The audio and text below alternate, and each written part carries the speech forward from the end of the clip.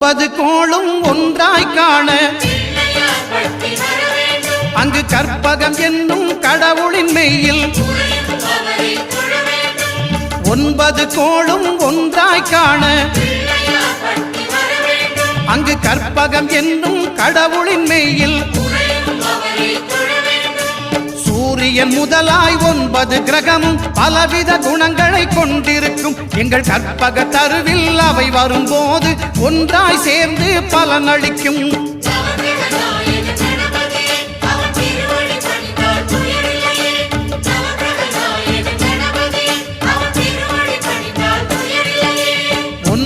கோளும் ஒன்றாய் காண அங்கு கற்பகம் என்னும் கடவுளின் மெய்யில்